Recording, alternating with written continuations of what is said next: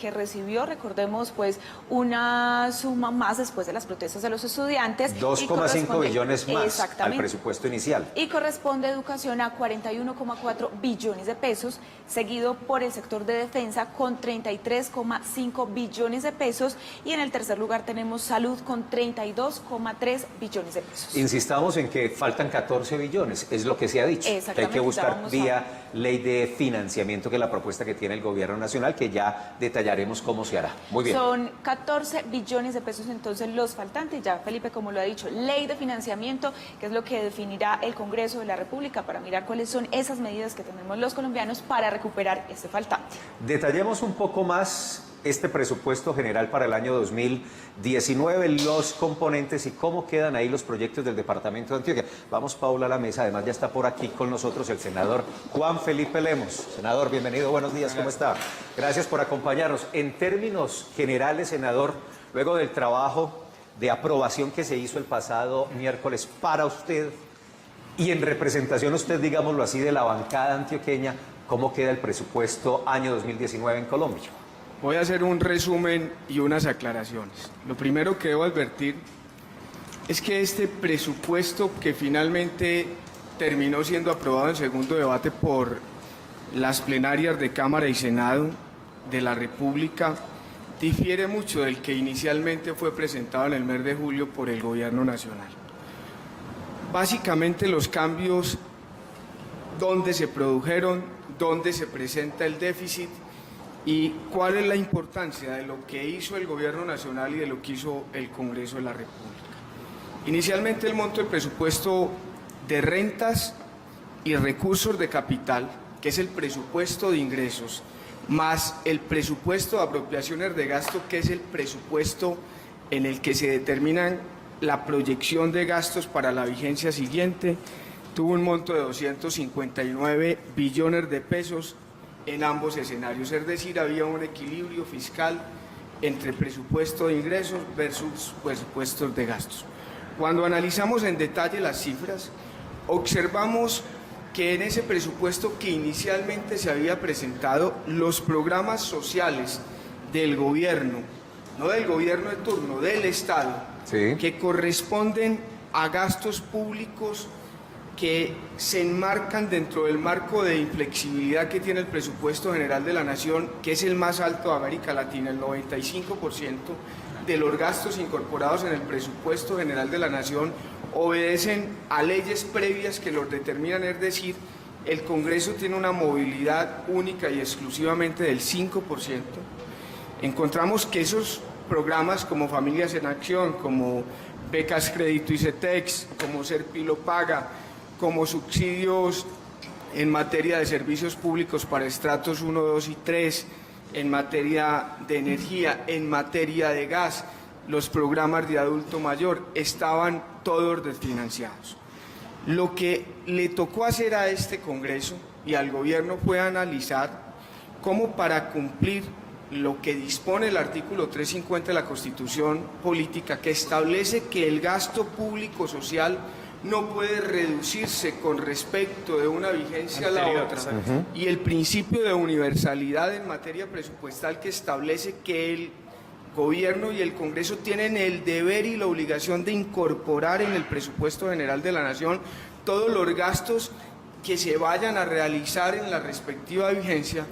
Nos tocó analizar dos alternativas para, de ese monto de 259 billones de pesos, buscar recursos que posibilitaran garantizar el financiamiento de esos programas a que acabo de hacer referencia, que estaban inicialmente desfinanciados. ¿Cuáles fueron las alternativas que evaluamos, que analizamos y que decidimos considerar? La primera fue hacer una reducción en gastos de funcionamiento.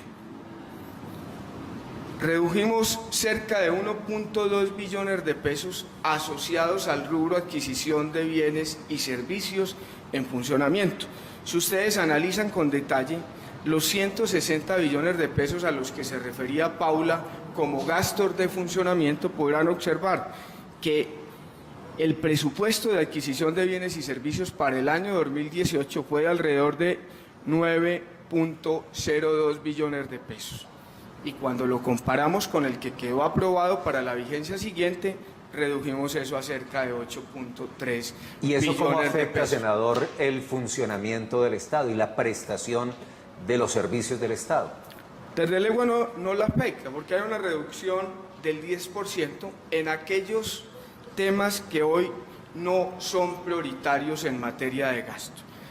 Los gastos de funcionamiento hay que dividirlos para que la gente tenga claridad meridiana sobre el tema en gastos de personal, adquisición de bienes y servicios y transferencias. Recordándole a la opinión que las transferencias son los recursos que la Nación transfiere a los departamentos y a los municipios para efectos de garantizar los recursos que serán destinados a aseguramiento en calidad de salud, los recursos que serán destinados a agua potable, saneamiento básico, los recursos que serán destinados a educación. Las transferencias que en el presupuesto público colombiano se consideran como un gasto de funcionamiento, pero que en realidad son gastos de inversión, porque el gasto público social corresponden a 117.9 billones de pesos.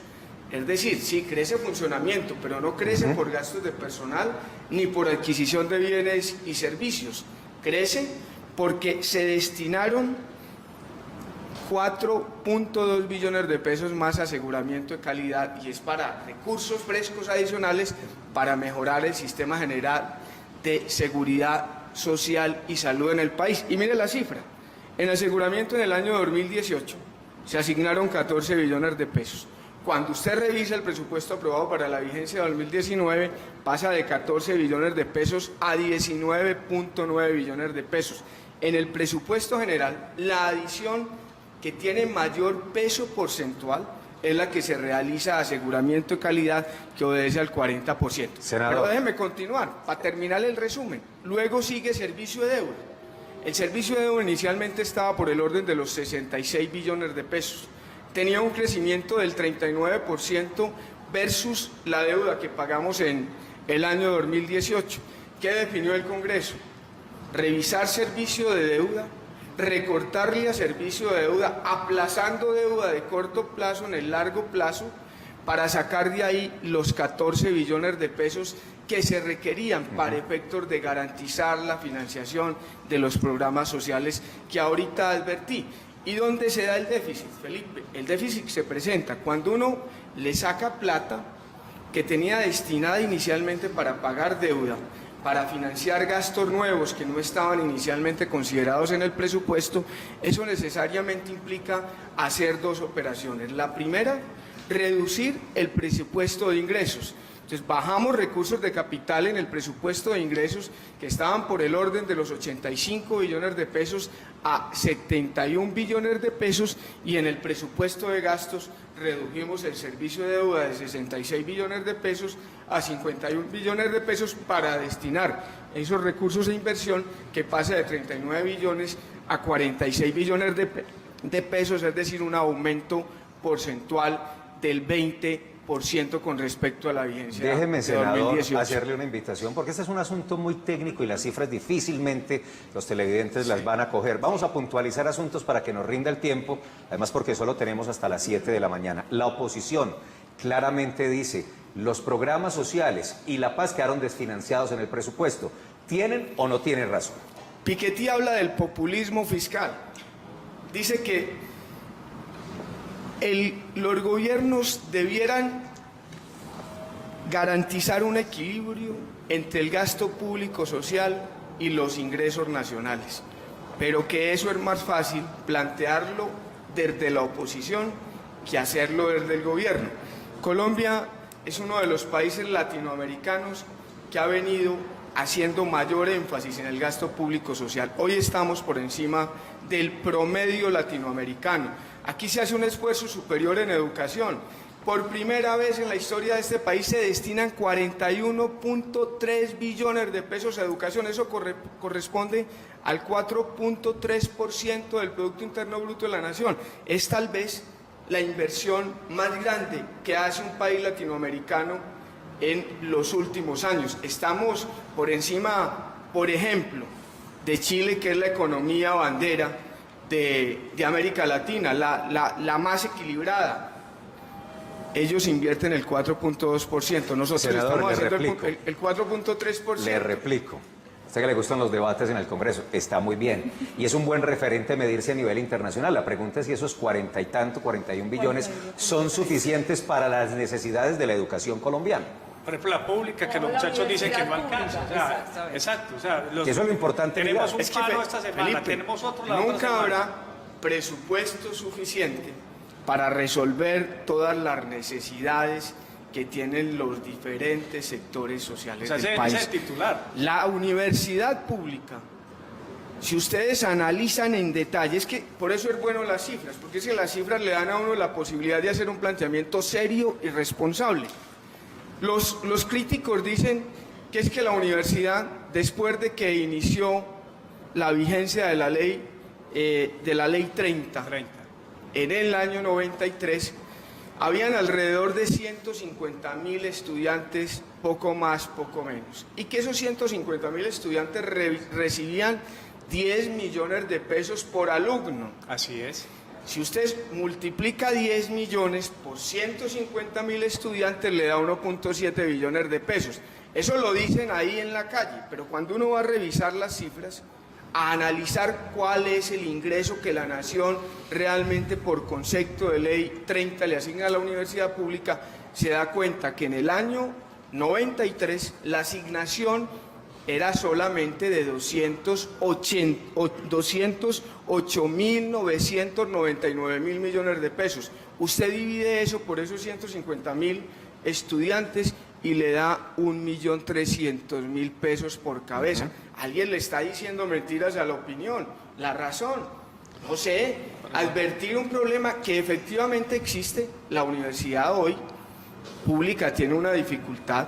Desde el 93 hasta la fecha ha venido acumulando una deuda que hoy manifiestan los rectores que está por el orden de los 16 billones de pesos. El gobierno plantea que no son 16 billones de pesos porque ahí están incluyendo las inversiones futuras que requieren las universidades.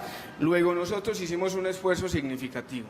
Pasamos de 3.8 billones de pesos a 4.3 billones de pesos en el presupuesto general de la Nación que acabamos de aprobar, pero adicional a eso el gobierno se comprometió a destinar en el presupuesto bienal de regalías que acaba de iniciar su trámite en el Congreso de la República cerca de un billón de pesos adicionales para la universidad pública en la próxima Senador, me vigencia. permito a esta hora saludar a las personas que nos siguen por Facebook Live y Twitter, y una pregunta que nos hacen a través de Twitter: ¿cómo quedaron los proyectos de Antioquia, específicamente el Exacto. ferrocarril y los otros? Bueno, Antioquia es tal vez el departamento más beneficiado en este presupuesto general de la Nación.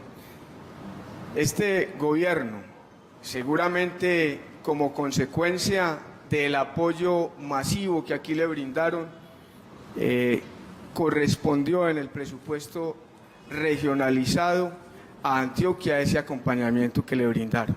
Si ustedes analizan las cifras del presupuesto regionalizado, encontrarán que el que mayor crecimiento tuvo respecto a los demás departamentos fue Antioquia. ¿Se va a poder realizar el ferrocarril? ¿El ferrocarril?